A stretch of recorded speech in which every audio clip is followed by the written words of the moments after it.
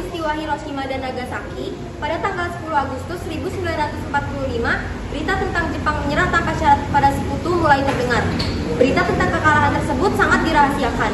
Bahkan, semua stasiun radio disegel oleh Jepang. Akan tetapi, ada satu tokoh golongan muda yang bernama Sultan Syahrir mendengar kabar ini melalui radio. Melihat dua kota yang menjadi pusat aktivitas industri militer hancur, Jepang akhirnya setuju untuk menyerahkan diri kepada para sekutu. Saya harus memberitahu berita itu kepada Khairul Anwar agar berita ini bisa tersebar ke pemuda lainnya.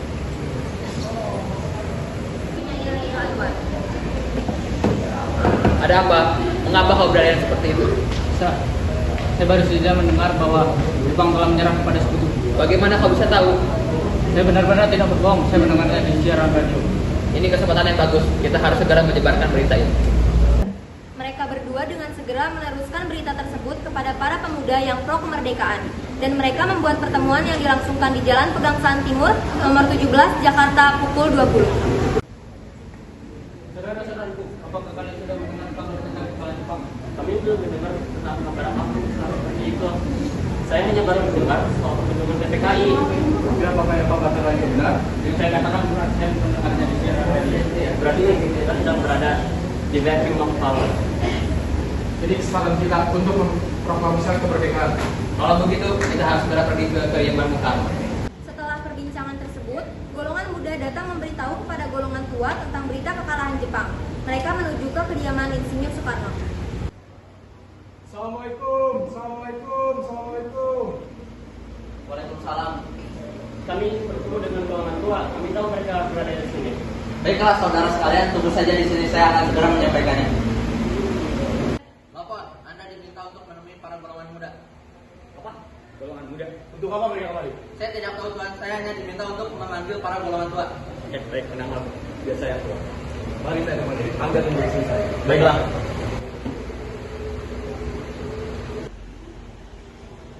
Kalian ada apa yang mereka datang ke sini datang ke sini? Dan pada tengah malam pula, kita harus segera memproklamasikan kemerdekaan Indonesia, Bu. Sekarang kalian pergi ke pojok sana dan potong leher saya malam ini juga. Apakah para pemuda seperti kalian tidak mempunyai kesabaran sedikit pun? Coba kalian pikirkan. Tidak bisa, Bu.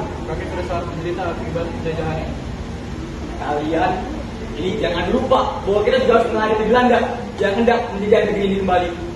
Jika kalian tidak mau mendengarkan apa kata saya dan sudah merasa sudah menumpang cukup kekuatan, untuk apa datang ke sini menumpang dengan kata untuk meminta kemerdekaan atas negeri ini? Lagi pula, bukankah Jepang telah menjanjikan kemerdekaan kepada Indonesia? Kita tidak boleh bersikap gegabah. Saya menolak rencana kalian.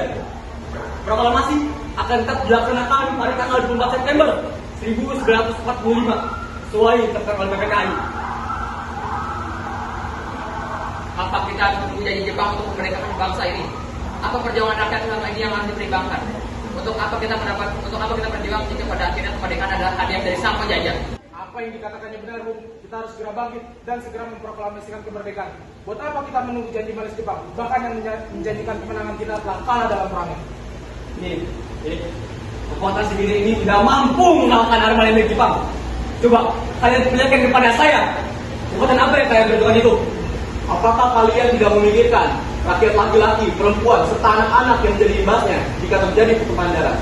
Bagaimana cara kita mempertahankan kemerdekaan Indonesia? Coba kalian pikirkan.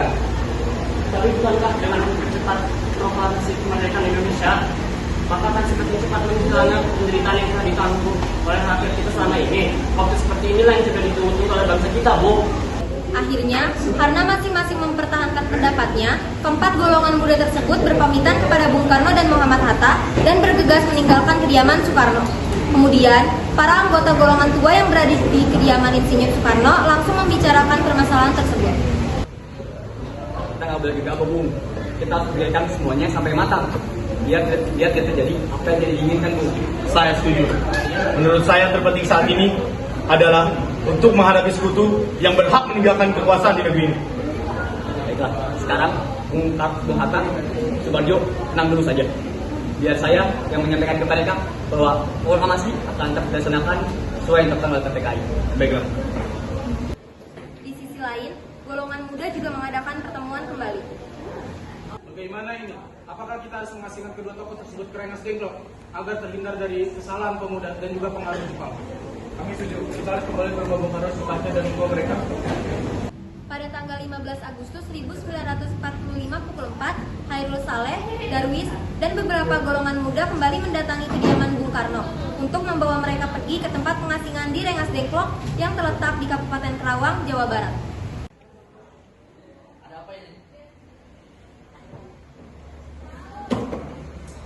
Ada apa saudara datang sini?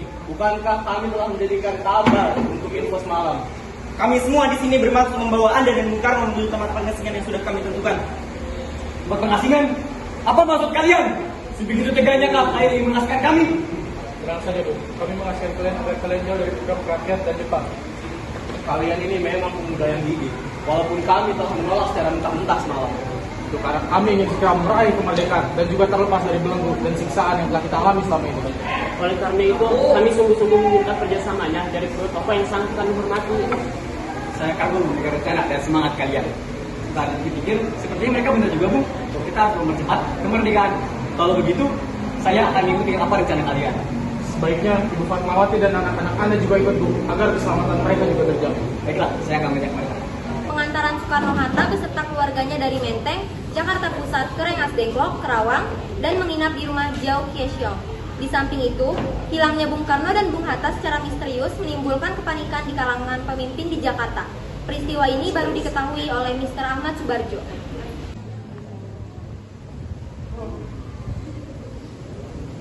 Apakah Anda mengetahui keberadaan Bung Karno dan Bung Hatta? Maaf, saya tidak tahu. Katakanlah sebagai pada. Di mana keberadaan mereka sekarang? Aku akan menjamin keselamatan mereka jika mereka berada di Jakarta. Dan aku pula akan menjamin bahwa proklamasi kemerdekaan Indonesia akan diumumkan pada tanggal 17 Agustus 1945 selambat-lambatnya pukul 12 siang. Baiklah, akan saya tentukan tempatnya. Pada tanggal 16 Agustus 1945, sekitar pukul 23, rombongan Insinyur Soekarno sampai di Jakarta. Untuk sesaat pulang ke tempat masing-masing, lalu langsung menuju ke rumah Laksamana Maeda untuk merumuskan naskah proklamasi.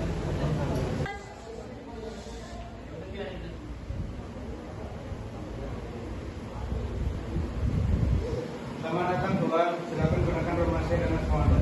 Terima kasih atas bantuannya, Tuan. Ya, saya izin pamit agar kalian bisa bebas. Sekali lagi terima kasih, Tuan.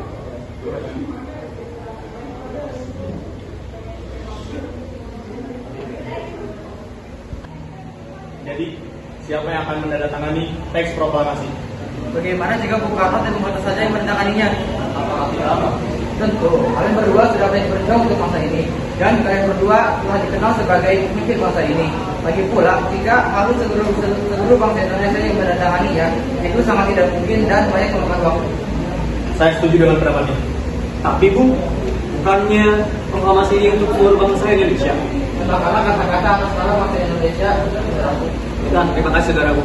Biar saya akan mengerti naskahnya. Terima kasih sekali lagi. Akhirnya, teks proklamasi kemerdekaan telah selesai dirumuskan.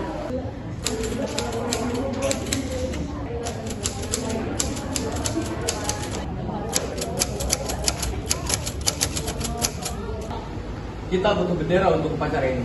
Benar Bu, tapi bagaimana kita mendapatkannya?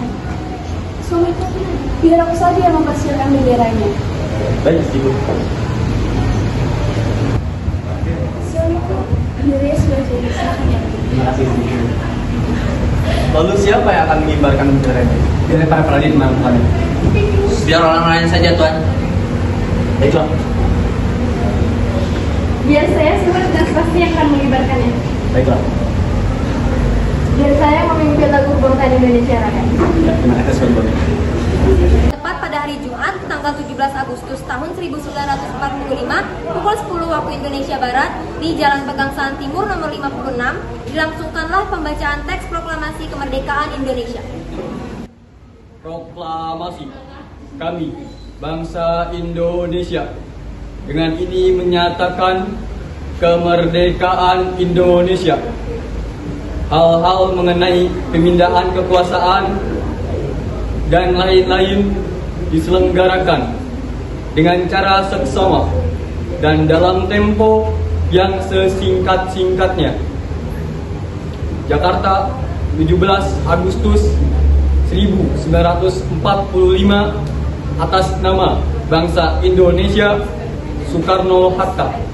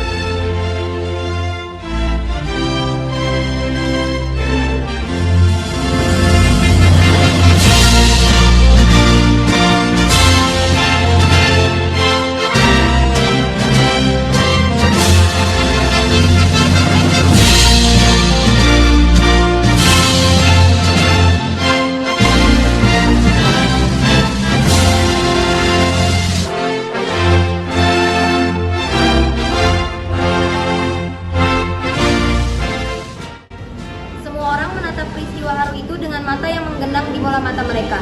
Senyuman lega terukir pada masing-masing peserta yang hadir pada saat itu. Akhirnya, penderitaan mereka telah selesai. Sekarang adalah babak baru bagi seluruh rakyat Indonesia untuk bersama-sama menjaga martabat bangsa Indonesia dan mempertahankan kemerdekaannya.